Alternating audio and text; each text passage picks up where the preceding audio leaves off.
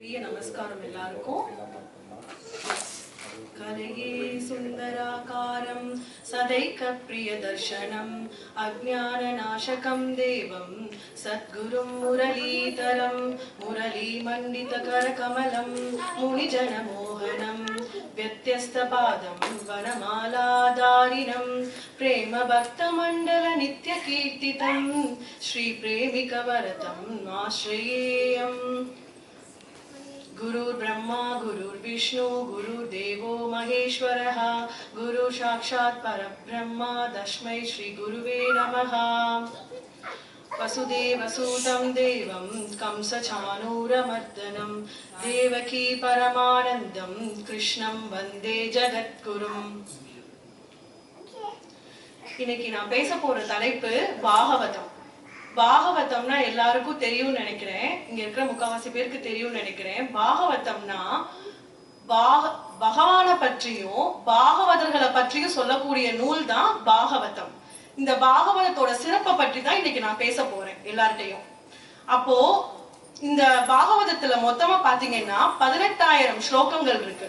18,000 ஸ்லோகம் வேதவியாசர் இயற்றியதுதான் இந்த பாகவதம். இதுல நாரத முனி வேதவியாசர் சொல்லி வேதவியாசர் இயற்றியதுதான் பாகவதம். இப்ப இந்த பாகவதத்தோட மகிமைகள் என்னென்ன அப்படின்னு சொல்லிட்டு சொல்லலாம். இப்ப நம்ம எல்லாருக்கும் தெரியும் கிருஷ்ணரை பற்றி நம்ம எங்க முக்கியமா பார்ப்போம் அப்படின்னா நம்ம நினைப்போம், எல்லாரும் நம்ம காமனா நினைச்சிட்டு இருப்போம் மகாபாரதத்துலதான் கிருஷ்ணரை பற்றி எல்லாம் இருக்கு அப்படின்னு நம்ம நினைச்சிட்டு இருப்போம். ஆனா கிருஷ்ணரை பத்தி ஒரு 20% தான் மகாபாரதத்துல இருக்குமே தவிர கிருஷ்ணரோட ஒரு 80% விஷயங்கள் எல்லாம் சொல்றது பாகவதத்துலதான் இருக்கு. இந்த பாகவதத்துல அது மட்டும் கிடையாது, பகவானோட எல்லா அம்ச அவதாரத்தை பற்றியும் எல்லா அவதாரத்தை பற்றியும் சொல்றதுதான் பாகவதம்.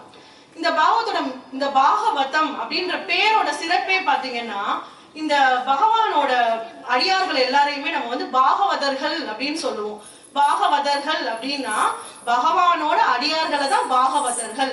அப்ப பகவான், பாகவதர்கள், பாகவதம் இது ரெண்டையுமே இணைக்கிறது தான் பாகவதம்ன்ற நூல்லையே இருக்கு. அப்ப இந்த நூலோட பெரிய சிறப்பு என்னன்னா, இந்த நூலை கதைகள், நிறைய கதைகள் இருக்கும். 12 டிஃப்ரெண்ட் டைப்ஸ் ஆஃப் புக்ஸ் இருக்கு. அதுல நிறைய டிஃப்ரெண்ட் கதைகள். இதுல கடவுளை பத்தி, நம்ம பரபிரம்மத்தை பத்தி, விஷ்ணு அவதாரத்தை பத்தி ஒவ்வொன்னா சொல்லியிருப்பாங்க. விஷ்ணுவோட மகிமைகளை பத்தியும் சொல்லியிருப்பாங்க. இந்த புக்ல ஒவ்வொரு கதையிலையும் ஒவ்வொரு சாப்டர்ஸ் இருக்கும். ஒவ்வொரு சாப்டர்ஸ்லயும் பல பல பல பாகவதர்களை பத்தி சொல்லியிருப்பாங்க. அடியார்களோட கதைகளை பத்தி, அடியார்களுக்கு எப்படி அவதாரம் பண்ணி நம்ம பரபிரம்மம் நம்மளை காப்பாத்துனாங்க, எல்லாம் ஒவ்வொரு விதமான ஒவ்வொரு கதைகளை பத்தி சொல்லியிருப்பாங்க இதுல.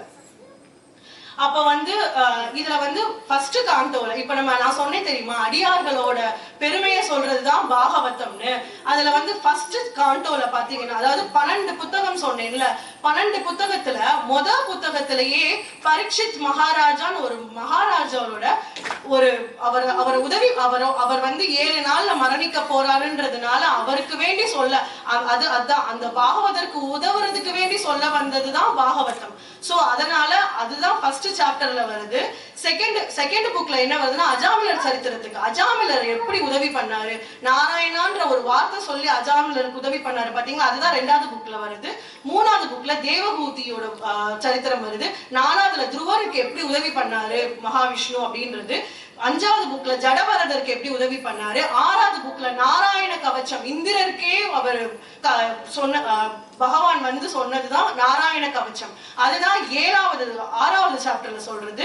7வதுல பக்த பிரகலாதனுக்கு எப்படி உதவி பண்ணாங்க. நம்ம எல்லாம் கேட்டிருப்போம், ஒவ்வொரு அவதாரம், வாமன அவதாரம், கூர்ம அவதாரம், இந்த அவதாரங்கள் எல்லாம் ஒவ்வொரு புக்லயும் எப்படி உதவி பண்ணிருக்காங்க, எப்படி எல்லாம் கடவுள் என்னென்ன அவதாரத்துல நம்மளுக்கு உதவி பண்ண. அப்ப நம்ம நினைக்கலாம், அந்த மாதிரி மொத்தமே கடவுளுக்கு இத்தனை அவதாரம் தானே.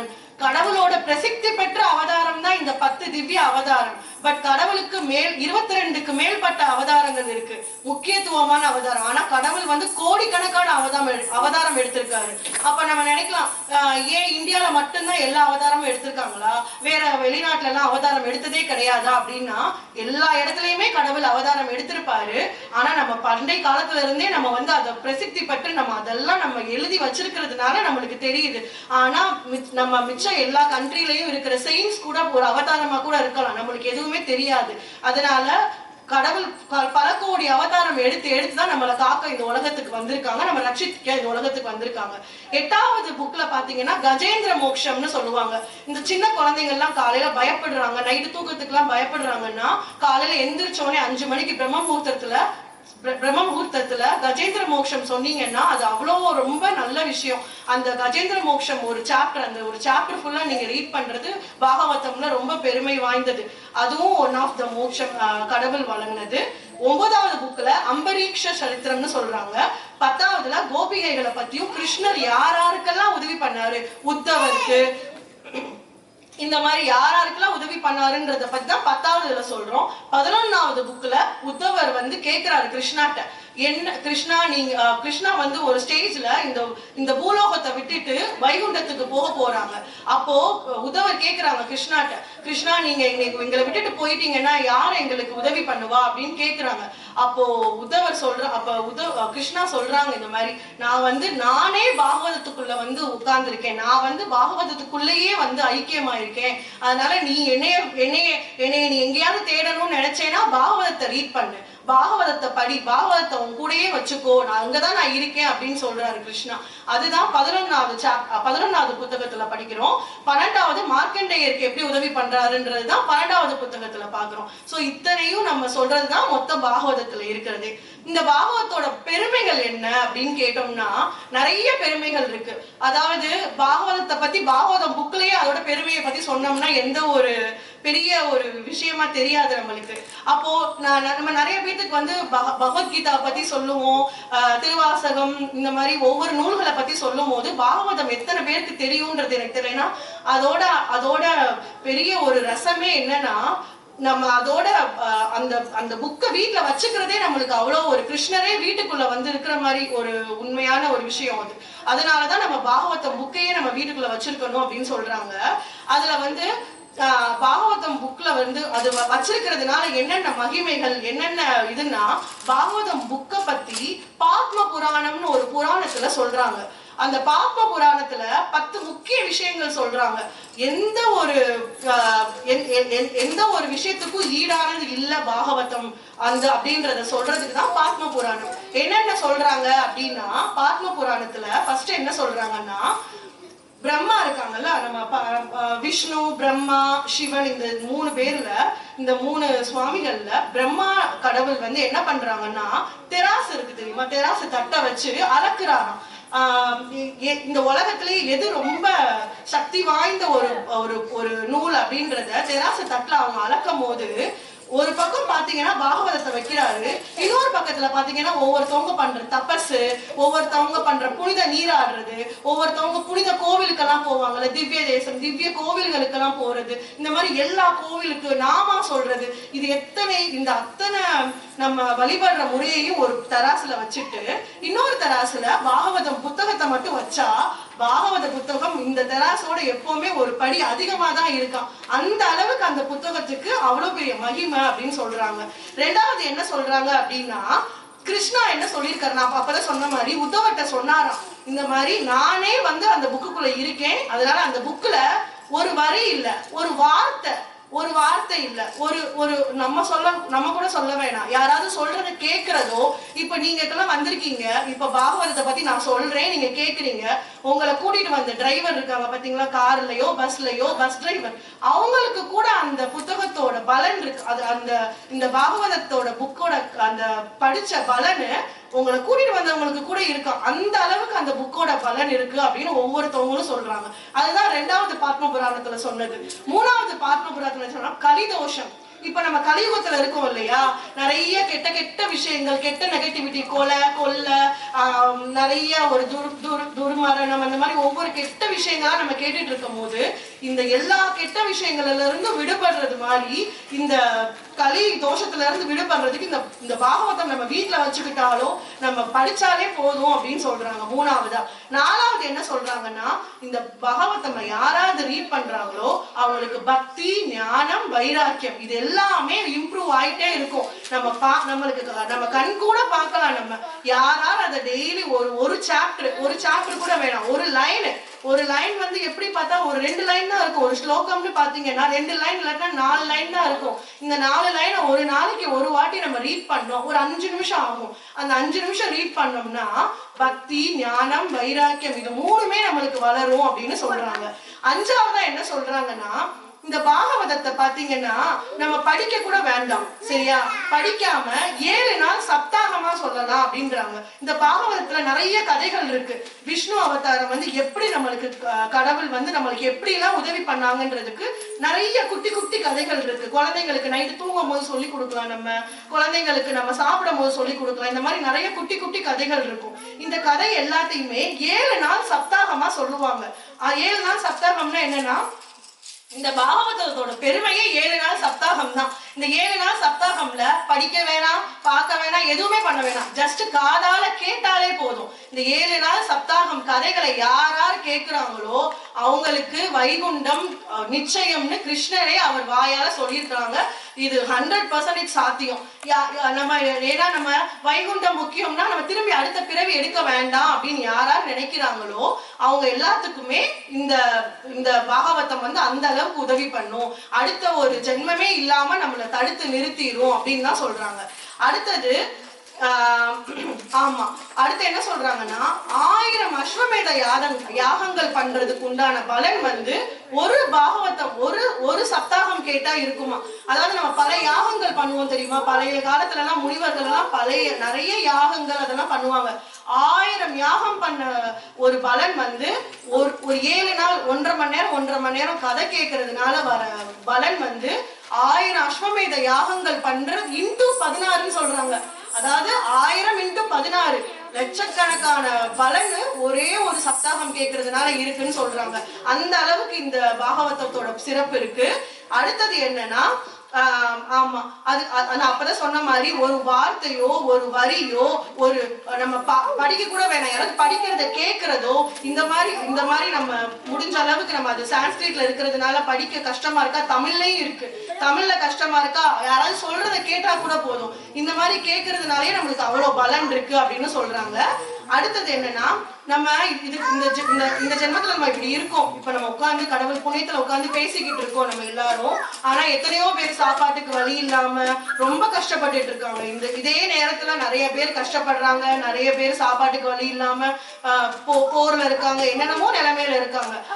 ஆனாலும் அந்த பாவங்கள் எல்லாம் நம்ம இதுக்கு முன்னாடி நம்ம பண்ண தப்பு நம்மளுக்கு தான் தெரியும். நம்ம எவ்வளவு தப்பு பண்ணிருக்கோன்றது ஒவ்வொரு ஆத்மாவுக்கு தான் தெரியும். ஹஸ்பண்டுக்கு தெரியாது, ஒய்ஃப்க்கு தெரியாது, அப்பாக்கு தெரியாது, அம்மாக்கு தெரியாது. கடவுளுக்கும் நம்மளுக்கும் மட்டும்தான் தெரியும் நம்ம எவ்வளவு பாவம் பண்ணிக்கிட்டு இருக்கோம்ட்டு. அந்த பாவங்கள் எல்லாத்தையும் கரைச்சு போகக்கூடியதுதான் இந்த பாகவதத்தோட சிறப்பே சொல்றாங்க. இந்த பாகவதம் அந்த அளவுக்கு நம்மளுக்கு உதவி பண்ண போகுது அப்படின்னு தான் சொல்றாங்க. இந்த பாகவதம் புக்கு வந்து இப்படிதான் இருக்கும். இதுதான் இந்த பாகவதத்தோட புக்கு. இது வந்து 12 புக் இருக்கு. 12 புக்லயுமே டிஃப்ரெண்ட் 12 சில புக்ல வந்து டிஃப்ரெண்ட் டைப்ஸ் ஆஃப் புக்ஸும் இருக்கு. அதுக்கு இப்ப 12வது சாப்டர்னா 12.1 12.2 கூட இருக்கும். இங்க இருக்கிற யாருக்காவது பாகவதம் புக்கு வேணும், யாருக்காவது அதை வீட்டுல வச்சுக்கணும், கிருஷ்ணனே வீட்டுல வரணும் நீங்க ஆசைப்பட்டீங்கன்னா என்கிட்ட சொல்லுங்க, நான் உங்களுக்கு வாங்கி தரேன், சந்தோஷமா வாங்கி தரேன். எப்பனாலும் என்கிட்ட சொல்லுங்க, எனக்கு மெசேஜ் பண்ணுங்க, நான் வாங்கி தரேன். அப்போ இந்த பாகவதத்துல மெயினா என்ன சொல்லப்பட்டிருக்கு, விஷ்ணு அவதாரங்களை பத்தி சொல்லப்பட்டிருக்கு. அப்ப இந்த பாகவதத்துல ஃபர்ஸ்ட் எப்படி ஆரம்பிக்கிறாங்க அப்படின்றது எப்படின்னா, நம்ம எல்லாத்துக்குமே தெரியும் மகாபாரதம் போரை பத்தி, கரெக்டா? மகாபாரதம் போர் முடிஞ்சுச்சின்னு வரைக்கும் தெரியும். பாண்டவர்கள் ஜெயிச்சுட்டாங்க, கௌரவர்கள் தோத்துட்டாங்க. அதுக்கப்புறம் என்ன ஆச்சுன்னு யாருக்காவது தெரியுமா? அதுக்கப்புறம் என்ன ஆச்சு அப்படின்னா, மகாபாரதம் போர் முடிஞ்சிருச்சு. முடிஞ்சு அந்த பாண்டவர்கள் எல்லாருமே ஜெயிச்சுட்டாங்க. கௌரவர்கள் எல்லாருமே தோத்து துரியோதனன் எல்லாருமே இறந்து போற நிலைமையில இருக்கிறாங்க. அந்த நேரத்துல என்ன ஆச்சு, அந்த நேரத்துல பாண்டவர்கள் எல்லாருமே போர் முடிச்சுட்டு வீட்டுக்கு வர்றதுக்கு வேண்டி திரும்புறாங்க. திரும்பும் போது துரியோதனனுக்கு அடிபட்டுருச்சு. அந்த கோவத்துல, அவங்க அப்பா இறந்த கோவத்துல அஸ்வத்தாமா எல்லாருக்கும் தெரியும்னு நினைக்கிறேன்.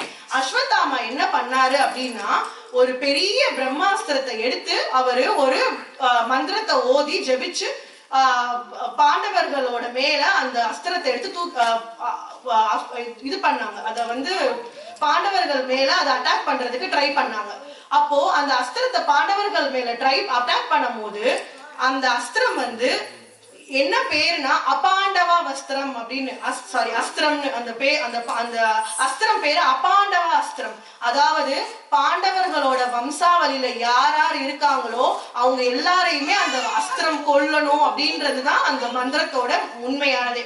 அப்ப இவர் அந்த வில்ல தூக்கி போட்ட உடனே என்னாச்சு, 2 டிஃப்ரெண்ட் டைப்ஸ் ஆஃப் வில்லு போச்சு. 2 டிஃப்ரெண்ட் டைப்ஸ் ஆஃப் வில்லு போயிட்டு, ஒண்ணு வந்து பாண்டவர்கள் 5 பேரு அவங்கள கொல்ல போச்சு. ஏன்னா அவங்க எல்லாருமே ஒரே இடத்துல தானே இருப்பாங்க. அதனால இன்னொரு இது என்ன ஆச்சு,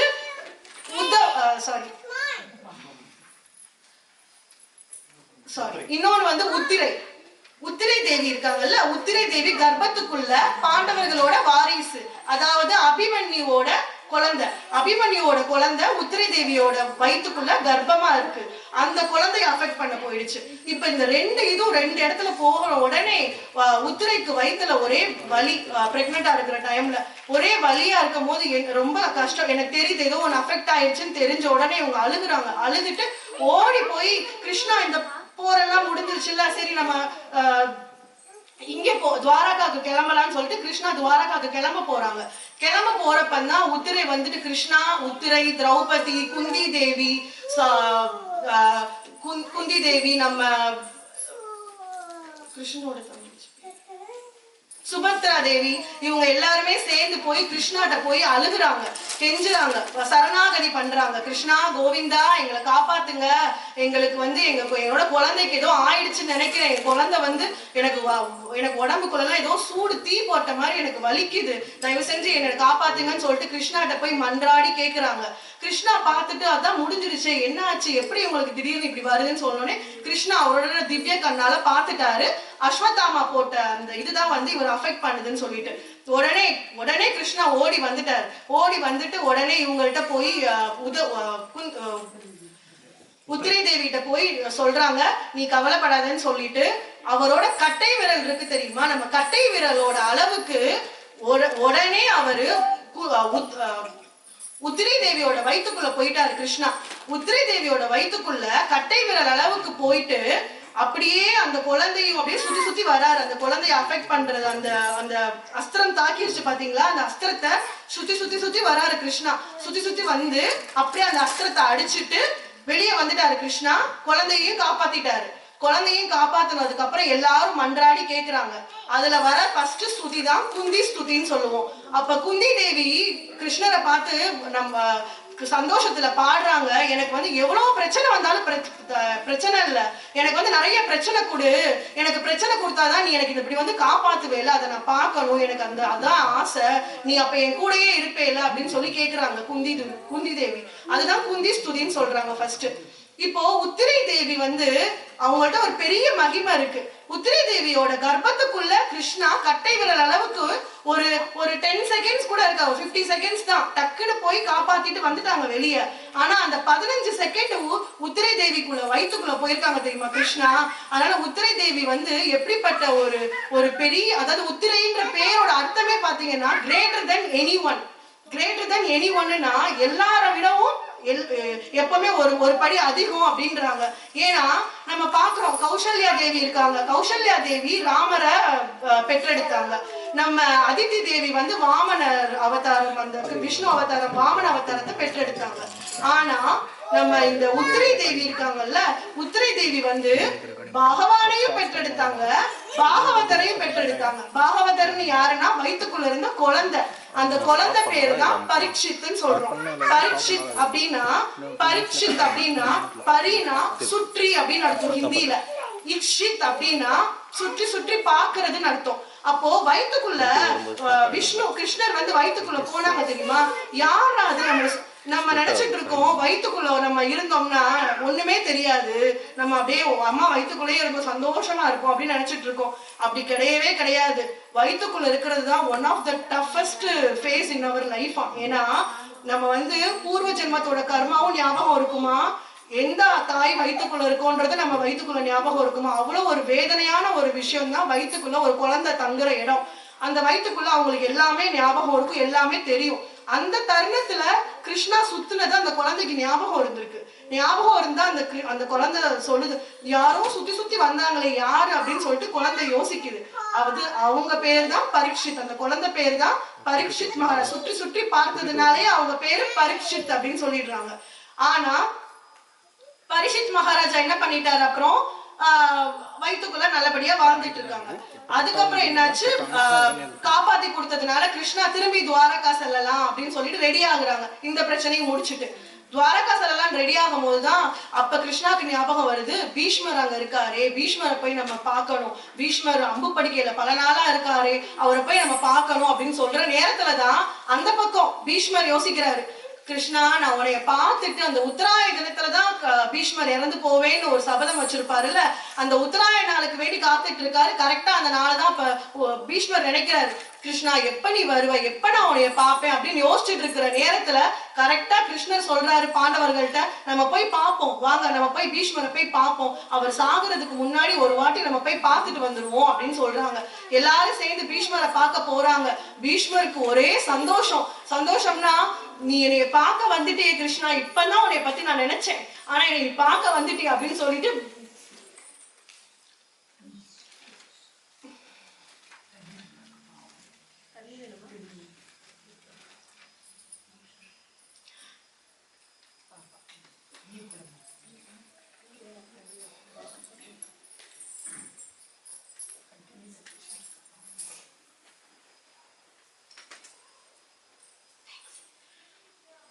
அப்போ பீஷ்மர் பாக்குறாரு. பார்த்துட்டு அப்ப பாடுறாரு அவர் பீஷ்ம ஸ்துதி. அது பேரு தான் பீஷ்ம ஸ்துதின்னு சொல்றாங்க.